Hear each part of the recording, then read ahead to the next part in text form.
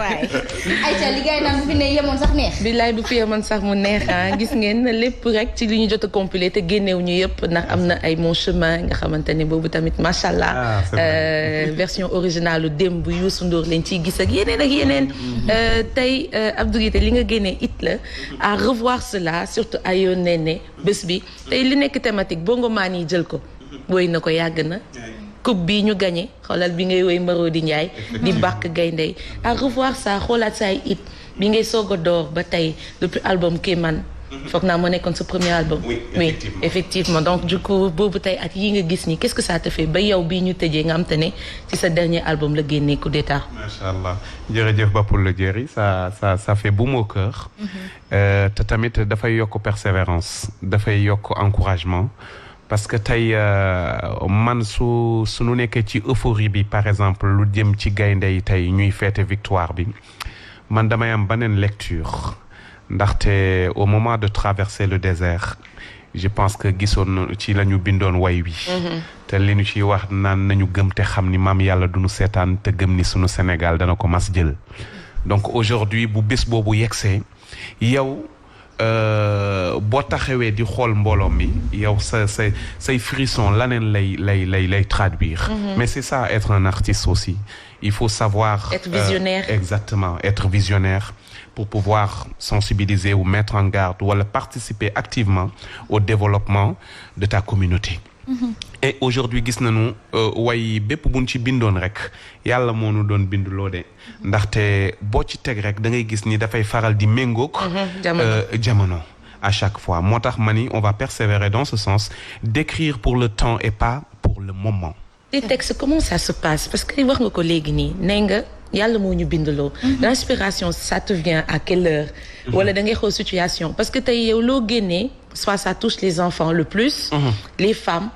on s'y sent ñun ñii dañ ciy gis suñu bopp bu baax a baax l'environnement ak li nga xamante ne moom mooy actualité loo génnee rek thème la l'inspiration l'écriture ce morceau yëpp yow yaa ko bind ak ban moo la gën a marqué boo xamante ne bind nga mu xaw a jafe wala nga bind doyu la et ça t'a pris peut-être 1 an 2 ans parce que ça arrive des fois ngay bind dara te du dem. Effectivement, c'est vrai et je prends l'exemple du dernier album Coup d'état. Ce coup d'état a été inspiré et réalisé en 48 heures. Ah oui, donc. Et il porte le nom de l'album qui vient prendre toute sa place et qui n'a pas fini de montrer lépp li nga xam ne moo nekk ci potentiel am. Mais il y en a d'autres yi nga xam ne ça peut prendre plus de 2 ans, plus de 3 ans. nga xam ni couplet bi dafay ñëw ak bi beneen couplet bi ak ci topp lay ñëw kon nga xam ni musique ci boppam. yàlla moom mooy décider.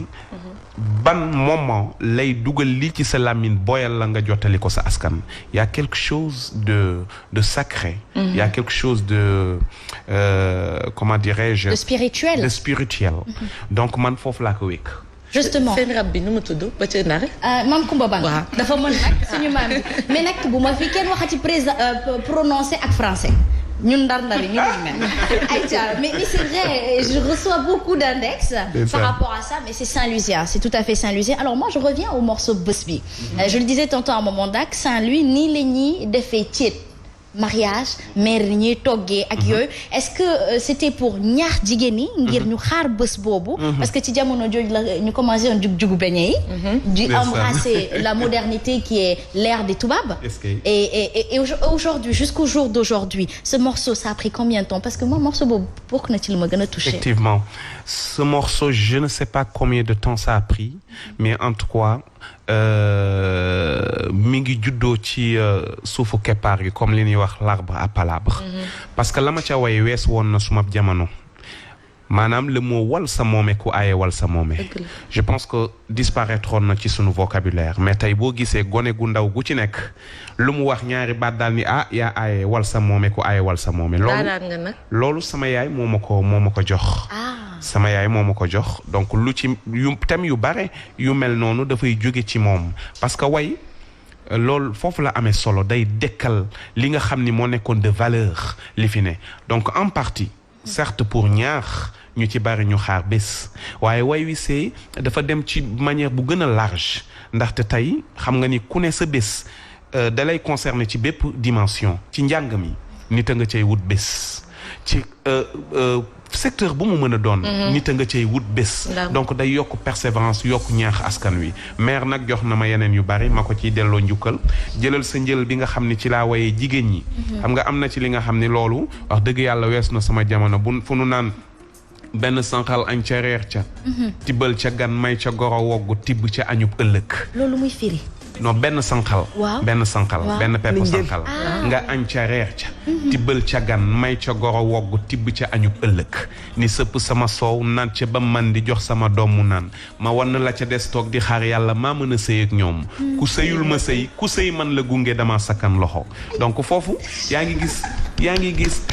sunu taaru jigéen merci du fond du cœur mais yaa ngi gis sunu taaru jigéen sunu taaru culture yaa ngi gis yaay bi ni mu njaboote ñëpp ci biir donc valeur yi ci biir te du way boobu rek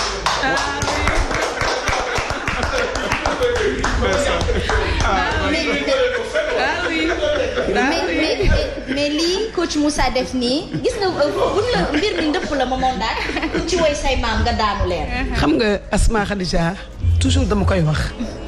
nit ñi dañu jël le monde à l'envers. c'est vrai. gis nga woy dañu wax ni. su diglewul yeetewul ay naxaate la. xawlal Ablaye Mbuub kañ la fi jógee. li muy woy presque ñun juddooguñu wala booba ay tout tànk lañu. mais ba léegi wayam ak actualité. ñuy wax jigéen du gudd tànk. yooyu ak bàyyi leen dox ci bureau yi yooyu yëpp mu ngi mel ni léegi la. gis nga woy dafa am ñu ko moom. xam nga léegi àddina bi dafa yàqu ba ku jóg woy waaye woy dañu koy doon xam lu dëgg la da nga koy doon mook l'art de parler ñoo yem moo tax askan yi bari fam ñoo xam ne ñii dañ leen yàlla daf leen may ñu ci kàddu ñuy wax ngay déglu très bien am na ñoo xam dañuy woy te woy dafa am lu mu war a def ci nit su la mënul jàngal dara yeewu la ci lenn boo ko dee utiliser sax du bari njariñ ci yow dëgg la moo waral li mu wax te message la boo xamante ne bis bu ne ñu joxe ko fi très bien c'est très important pour justement le laisser poursuivre avec Fama Ba oui moi je suis éblouie oui ba pare séduite en plus très contente xam nga dafa neex ni may dundee musique man su ma gisee ndaanaan dëgg sama xol day sedd seen daanaan dëgg ci lyrics dafa bokk. exactement je fais des recherches quoi qu'on puisse dire man li may def comme je dis xooluma Binta li may def ma ci sonn. xooluma Maman Ndak wala Fatima li may def mooy musique. donc je prends le temps d'apprendre la personne. tey Abdou Guité fierté la je le répète. parce que li muy def dafa nekk loo xamante ni c'est le summum ces chansons ba pare je vois en lui benn Ndiaga Mbaye ak benn Thione Seck un mélange de nii ci yeddaate bi ci lyrics yi ci yu bëree bëri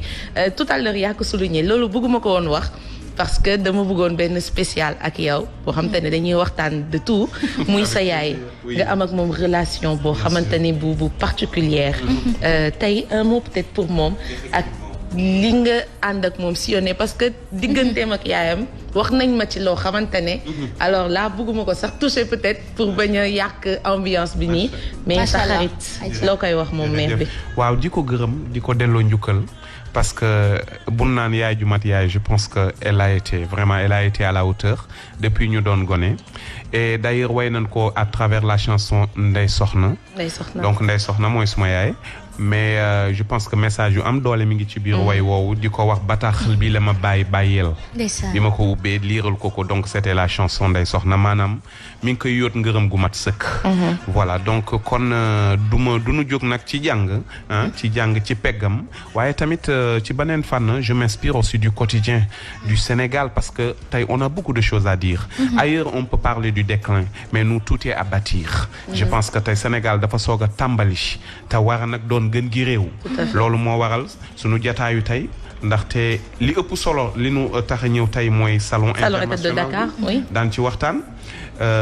mais loolu ambition boobu ñu def ci ñun moo tax tey ñu am attachement ba mën a gunge salon international fas yéene ci wane leen le choix comment ça s'est passé et c'est quoi déjà le salon international le salon international de Dakar c'est la première édition hein c'est la première édition et ça va se passer à la porte du souvenir et le coup d'envoi est déjà donné autorités yi ñoo nga fa ñoo ngi ci allocution yi mboolem entrepreneur u adduna bi dañu fa fas yéene tey ñëw dajeek les entrepreneurs du Sénégal pour ñu waxtaan ci quelles sont les difficultés quelles sont les possibilités les perspectives pour yokk koom-koomu entrepreneuriat au niveau du Sénégal. Donc bi ci li nga xam ni nag moo koy tëj mooy un grand concert bi nga xam ne dama ci ànd ak sumay rak. ku demee ni ki H de Best. ku demee le duo de Sall Ngari. et des Zénith. Donc ñu fas yéene demain dimanche en fin d'après-midi ñu boucler la boucle avec un très grand concert. Le 13 février. Le 13 février. Mais ku ne xam na ni nous sommes dans des moments de fête avec les Lions. Donc je pense que la chanson Viva sera au rendez-vous. Mais bu ñu ne 13 février bu ñu xëyee 14 février la. Donc yow la bëgg prendra toute sa place. Parce que d'ailleurs bi album Coup d'État génne ba tey c'est la première fois qu'on va présenter yow la bëgg en live. Justement avant de poursuivre on a interpellé les entrepreneurs Binta Ba toggal leen fii ndaxte bés bu nekk rek moom mi ngi xool ñi nga xamante ni ñoo ngi góorgóorlu doon ay jàmbaar di leen dégtal askan wi ngir ñaax ñi nga xamante ni ñoo ngi ci biir kër gi di seet seen bopp. Alors une contribution un message un appel à ces entrepreneurs. Asma comme ni nga ko waxee je pense que ñun ñëpp mën nañ ci àddu déjà remercier borom kër gi Bougane Gueye Dany mi nga xamante ne dafa jël samedi spécialement ñu déjee ko ñi nga xamante ne ñooy entrepreneurs yi je pense que c'est une première au Sénégal buñ ko fi wax ñaari at ñuy propulser ñuy motiver li nga xamante ne moo di les entrepreneurs te dañuy am des retours un peu partout donc voilà ñoom artistes yi culture ak sport dafay jaay li nga xamante ne moo di la destination du Sénégal à plus forte raison que moom dañuy gis muy sol ay tenues yoo xamante ne c'est bien de chez nous gis nga ni mu ci dugalee pagne tissé bi je pense c'est excellent c'est extraordinaire ñu ngi lay inciter di inciter yeneen artistes beneen yoon nga def ci dàllu ngaay mu gën a neex comme ça day gën a law rek Asma macha allah di si nuyu Papis Chalar sa doom nday macha allah di la masaw tamit ci suñu yaay ji ñu ñàkk di ñaan yàlla na yàlla àjjana doon këram gu mujj te moom sax nag am nañ ci njortu yu rafet ayca mi ngi doon ñëw voilà Asma un peu rek ñu daal di jàll ci programme yi li nga xamante ne moom mooy ce soir mën nañ leen dem fekk ji dañuy jouer artistes yi ñoom ñëpp di sargal nag gaynde yi Mam Sidi bu baaxee rek ñu daal di koy xool ndax ñoom ñëpp woykat yi macha allah tey moom ay sargal yooyu la ci seeni ay soirée ñu door ko at Yoro Ndiaye voilà kii nag El Hadj Diouf la tey concert dînatoire moom lay amal fële ca Surf Paradise moom El Hadj Diouf moom nag wëyam bi Erosa nawetaan bi nga xam te ne moom la dajale yëpp gis nañ na nekk bokk na ci lu marqué ci li nga xam te ne moom mooy jubilé bi bokk na ci li nga xam te ne moom moo gunge Terre Lions yi donc moom grand El Hadj tamit di ndaanaan bu mag a mag tey dina nekk fële ca Surf Paradise à partir de 21h mais aussi kii di Tarba Mbaye moom nee na sargal les Lions de la Teranga champion d'Afrique ah oui samedi 12 février la moom it woote na fële ca l'Amour Café moom Tarba Mbaye ñu daal di dem ñafal rek waaye tamit kii nga xam te ne moom mooy non du ko duñ leen ko baal nag de nee na du baal kenn moom du baal kenn waaye ñun tamit champion d'Afrique duñu baal yeneen équipe yi dara mais nag est-ce que xam nga ni xale yi dañoo mën Sénégal dafa xew dañoo xew nag ñun dañoo xewaat loolu am na loolu mooy judduwaat ngéntewaat sa bopp mooy nouvelle ère rek Sénégal tàkkat na jippi donc nañ ko jéem a rafetal mu daal di dem mais aussi kii di Alioune Mainder woote na Saint-Valentin ce lundi 14 février fële ci Gigo donc en couple préparé wu leen rek ngeen daal di dem bégalante tout le monde moi je entre suis amis avec toi y a pas de souci et ça sera avec plaisir et Fatima Diop li ma jaaxal rek mooy duma bàyyi ki ma am di ànd ak yow yow nga jàpp si dara maman jàpp ci dara ba pare jàpp ci dara bañ man may su ñëwee mu miiree ñëpp ba mu dem waaw moom bu ñëwee kenn du ma gis pour lan ngeen may léegi nga bëgg man tey ma bàyyi yaa ne wal sa moome ku aaye wal sa moome bu ma aaye du ma war sama moom léegi nag rëy ju neex di ay du ma ko weccoog ñëw toog fii di wax ak yéen madame Touré moo tax maa aaye man comme yow sa bos nekku fi man sama bos a fi ne baax na mi ngi noonu donc Sidi Diop moom itamit woote na fële ca Queen tey ci 12 février bi rek ngeen dem fële ca Queen mooy X5 ngeen dem amal fa moom itamit sargal yooyu gis ngeen ci gannaaw ni mu ko defee Yoro Ndiaye moom tamit woote na fële ca Archibar rek ngeen dem wuyu ko fa tamit ñu sargal yooyu et pour terminer avec sargal Lion spéciale soirée ànd ci Chifa au Bluebird moom tamit foofu la daal di woote rek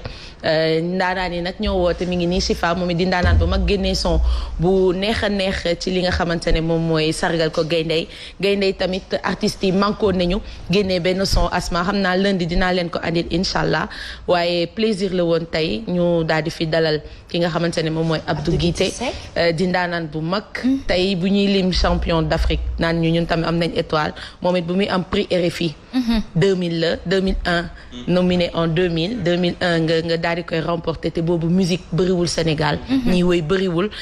mu andil ñu teg ci jëlee ko ci album World Still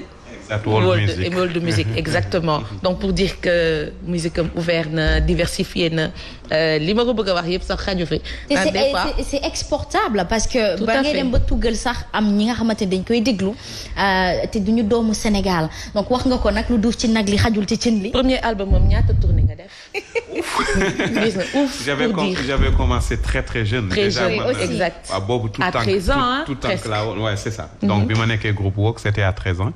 14 ans ci laa enregistré mon premier album à Düsseldorf en Allemagne donc jëloon ci wax prix découverte RFI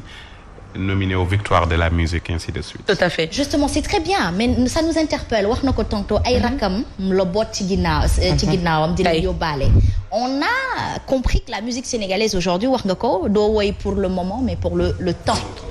Alors quel conseil il faut leur donner parce que ku teel a commencé musique à 13 ans. ba heure bii nangu ngaa may nopp mag ñi de moo tax mu baax ba tey te gune yi dañoo mel ni man. loo leen wax am nañ ci xalaat. J'avoue que la donne a changé, a beaucoup évolué, n'a pas changé mais ça a évolué, surtout avec le digital. Donc am na ci buntu yu bare yi nga xam ne tey day ubbi di nous offrir yenn opportunité et c'est une très grande chance. Maintenant li ci des mooy nan lañ koy defee. Loolu ci ban perspective lañ koy utiliser. Pas pour dérive mais askan je pense que boo ci nekkee da nga war a jouer rôle bu am solo mooy di leen édifier ànd ak ñoom ci développement ak ci soxali koom-koom que nga leen di réeral ci yoon wi nga xam ni moom la ñuy wax la perdition donc kon nañu xoolaat assainir sunu milieu assainir sunuy thème assainir sunuy ambition. C'est très bien Fatima Diop qui représente aussi la culture sur ce plateau et parmi vêtue de tout blanc. Fatima Diop, bonjour. Bonjour Asma. namoon naa la. pour bañ a casser rythme bi parce que j'ai vu que ni affaire yi neex na et j'ai écouté bi may nekk fële macha allah. ma lay nuyu bu baax a baax grand Abdou Guité di nuyu Fama di nuyu sunu yaayu xool maman Ndak di la nuyu di nuyu également mbokku téléspectateurs yu Sen TV yëpp macha allah di nuyu également sa compagnon di sama grand frère Da Fashion Amadou Diop ma koy nuyu au passage également am mbégte vraiment parce que tamit comme ni ñu ko waxee depuis tout à l'heure maa ngi dégg waxtaan bi kuy sa mag ñu ne Diabou Seck et je pense que loolu du lu ndaw et album jëlal bi je me rappelle très bien nga rendroon ko ci hommage donc dafa nekk loo xamante ne vraiment ku ñu war a bàyyi xel bu baax la parce que man dama daan wax mais kii buy woyam yëpp du woyu mbëggeel c'est très rare nga gis ko lépp ci ay thèmes la koy def donc c'est quelque chose boo xamante ne c'est à apprécier et à saluer macha allah. Et pour compléter ku la tette nga ne Henri Guillabert. Encore une fois moom bi mu nekkee ca ndaw. nangu nañu tàggat ko te mu roy ci roykaay yi war. c'est important. Bien sûr. wax nga ko fii daje nañ Raya man ak yow. waaye ko ci woo ngir yedd ko sax wala wax ko sa xalaat. Il y a beaucoup de starlets et malheureusement ceci va éteindre la musique sénégalaise ça ne peut pas il faut que ñu changer waa seen toggaay ak seen toggin man ak ñoom ñëpp ñu boole bokk changer ko. nangu déglu mag ñi. En tout cas plaisir la te moom mat na référence mat na royukaay ay textam ku ci jëlaat sax ku ko déglu mën nga cee foraat leen loo mën a wëy loo xam te ne dina jëriñ ëllëg ñeneen ak ñeneen donc xale yi nañu nangu daal di gën a jege ñi nga xam te ne ñoom ñooy ténors yi ñoom ñooy vétérans yi. En tout cas ça a été un plaisir grand Abdou de te recevoir on se donne rendez-vous demain. Inch'Allah, c'est à partir de quelle heure? En après-midi, mais le salon a déjà débuté. Je vous suggère de venir faire un tour parce qu'il y a tellement d'opportunités qui se présentent et c'est le moment d'entreprendre avec la diaspora et de nous développer, de se développer. C'est important et je rends un grand hommage à ces initiateurs du salon dont la structure A New Wine Idi Even ñoom ñoo nekk ci wàllu événementiel au niveau international waaye tamit Fafa Mag ñi nga xam mooy diaspora des entrepreneurs surtout féminins ci nekk ci milieu bi tamit il y a beaucoup de choses à devoir découvrir. Rendez-vous à la place du souvenir. C'est très important Da Fashion moom moo solo la Abdou Guité Seck muy toog Da Fashion bokk na ci prix ràññee de l'année nekk styliste bu mag ku gëm Sénégal ba noppi mën lu muy def ku mën rek ay ànd loolu wolof njaay naan montre yu baax yëpp ay bokk heure waaw moo taxit nag man ak yow bokk nañu heure ñoo bokk heure de yaakaar Fatima ñoo bokk heure bokk nañ ci montre yu baax ñoo bokk heure fi ñu koy ndar keppe tout à fait dëgg la xam naa peut-être 5 minutes après rek nga may ma dañu am tey découverte suñu gan exception mi ngi bëgg waaw tey non waaw lii ñoo yee heureusement ñu juboo parce que lii xool sedd na donc heureusement dañu am découverte qui nous vient de Kolda si je me trompe pas mu ñëw rek ñu am ak moom peut-être benn waxtaan en attendant dañuy dugg ci Fatima Diop pour rester dans la culture justement. Exactement. Alors Fatima Diop qu'on reçoit tout de suite sur ce plateau pour introduire sur son sujet. C'est tout de suite. Abdou